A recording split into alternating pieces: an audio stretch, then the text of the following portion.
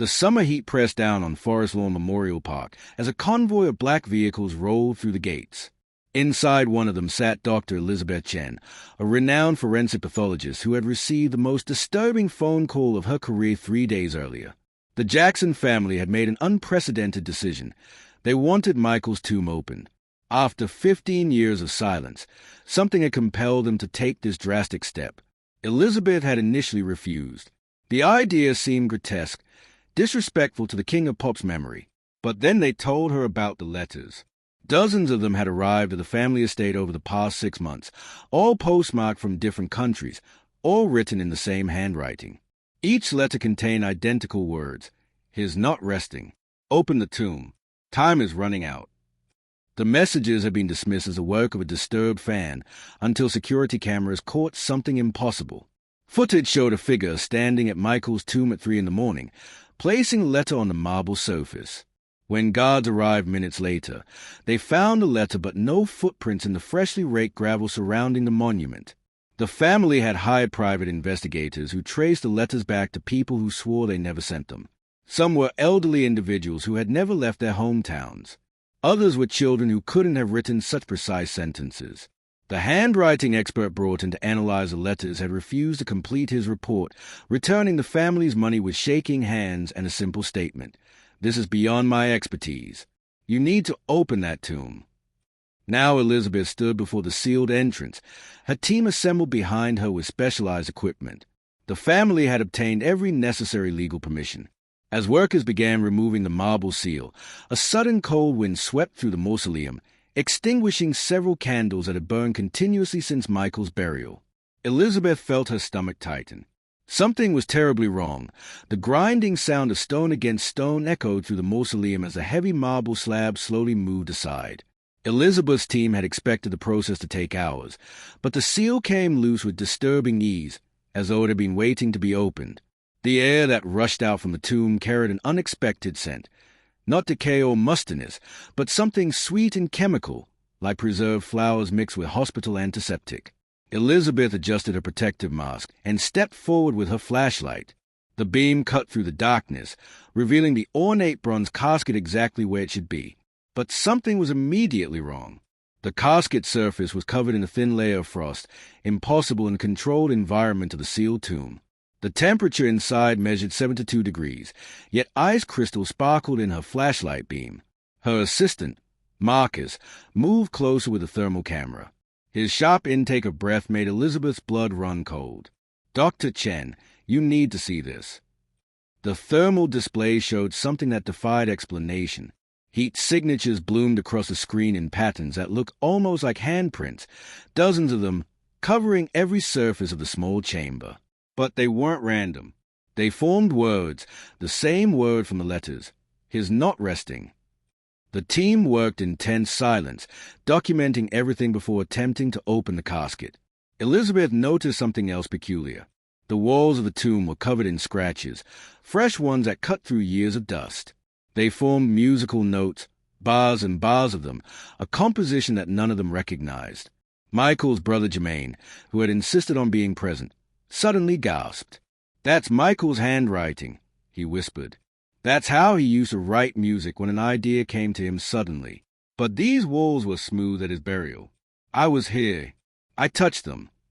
As Elizabeth's team prepared to open the casket, every electronic device in the mausoleum suddenly activated simultaneously. Cameras began recording, lights flickered, and someone's phone started playing a Michael Jackson song that wasn't in their playlist.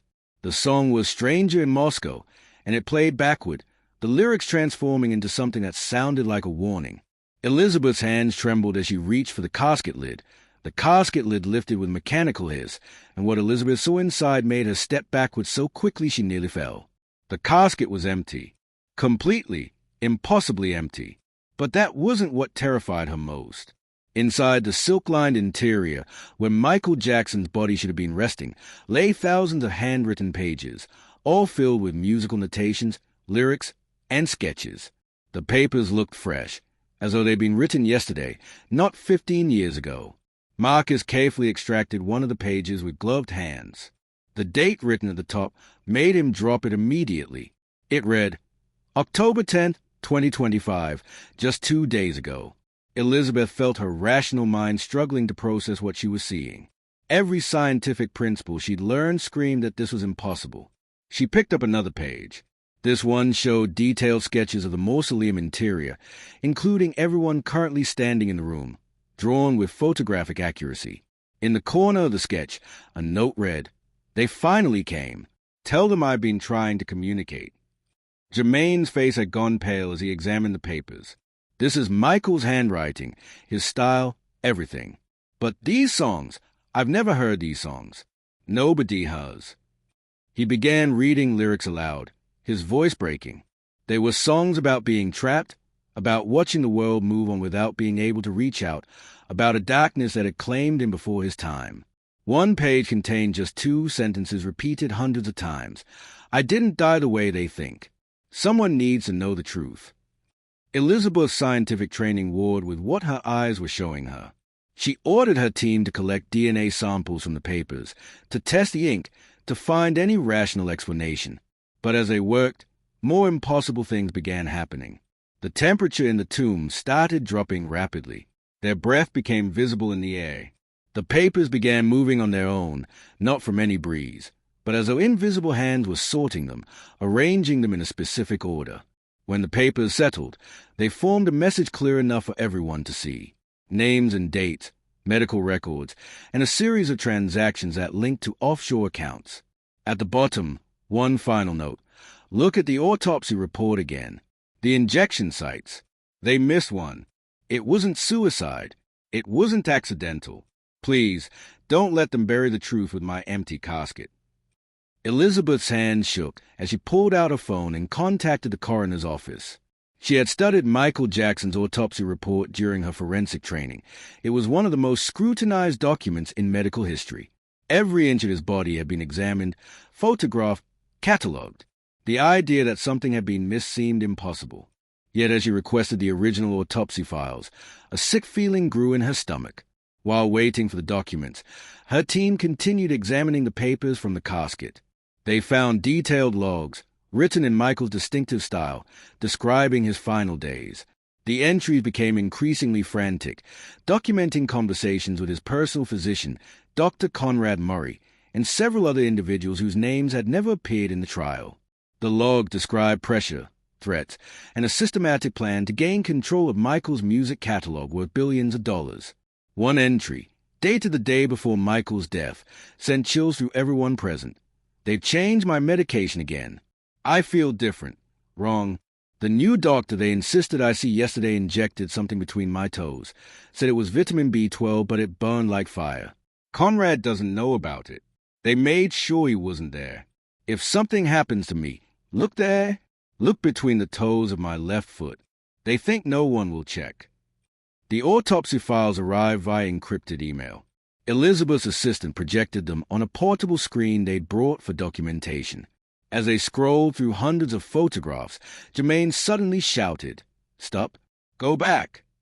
Elizabeth reversed the images until Jermaine pointed at a photograph of Michael's left foot. There, barely visible between the third and fourth toe, was a tiny mark that had been labeled as a minor abrasion, likely post-mortem artifact. Elizabeth enhanced the image. Her medical training immediately recognized what she was seeing. That was no abrasion. It was an injection site, one that had been carefully concealed. The location was perfect for hiding evidence, an area rarely checked during standard autopsies, a place where an injection would be difficult to detect without specific examination. She pulled up the toxicology reports and began cross-referencing them with the substances listed in the mysterious papers. The papers described a compound that wouldn't show up in standard toxicology screens because it mimicked naturally occurring substances in the body. But it had one specific effect. When combined with propofol, the drug Dr. Murray had administered, it would cause immediate cardiac arrest while leaving minimal forensic evidence. The papers included chemical formulas, manufacturing details, and names of pharmaceutical executives who had developed it. Elizabeth sat in stunned silence, trying to process the implications of what they had discovered. If these papers were authentic, they were holding evidence of conspiracy that had successfully disguised a murder as an accidental overdose for 15 years. But the impossible question remained, how did these papers get into a sealed casket? How could they contain information from just days ago? As if responding to her thoughts, the papers began moving again. This time they arranged themselves into a final message. The words formed slowly, deliberately, as everyone watched in horrified fascination. I am the echo of a soul who couldn't rest. When truth is buried with lies, energy remains. I wrote through the hands of strangers. I scratched notes on my own tomb walls. I froze time itself trying to make you see. Now you know. Now you must act. The others involved are still alive. The evidence you need is in Vault 2847 at First National Bank, Century City. The key is buried beneath the stone rose in Neverland's garden. Make them answer for what they did. Let me finally rest. The papers suddenly ignited, not with normal flame, but with a cold, blue light that consumed them in seconds without producing heat or smoke. When the light faded, only ash remained, and in that ash, one final imprint, a perfect handprint that matched Michael Jackson's police records exactly. Elizabeth immediately contacted the FBI. Within hours, federal agents were excavating the garden at Neverland Ranch. They found a small metal box buried beneath the stone rose sculpture, exactly where the message had indicated. Inside was a key and a handwritten note in Michael's handwriting that predated his death by 1 day. The note provided explicit instructions about the bank vault and a warning. If you're reading this, I'm already gone. I tried to escape, but they had too much control. The vault contains video recordings, financial documents, and recorded conversations that prove everything. I documented it all, knowing they might succeed. Don't let them win. The vault's contents led to one of the largest criminal investigations in entertainment history. 7 individuals were eventually arrested, including pharmaceutical executives, financial advisors, and members of Michael's own management team. The conspiracy had been about controlling his music catalog, with over $2 billion. They had systematically isolated him, controlled his medical care, and ultimately arranged his death to look like self-inflicted drug abuse. The trial lasted 18 months and revealed a chilling pattern of manipulation and greed. Dr. Murray, it turned out, had been a convenient scapegoat, genuinely unaware of the hidden injection that had actually killed Michael. The real mastermind had watched him take the fall while they maintained control of the assets they had killed for. On the first anniversary of the trial's conclusion, Elizabeth returned to Forest Lawn Memorial Park. The tomb had been resealed, but this time with a new inscription added at the family's request.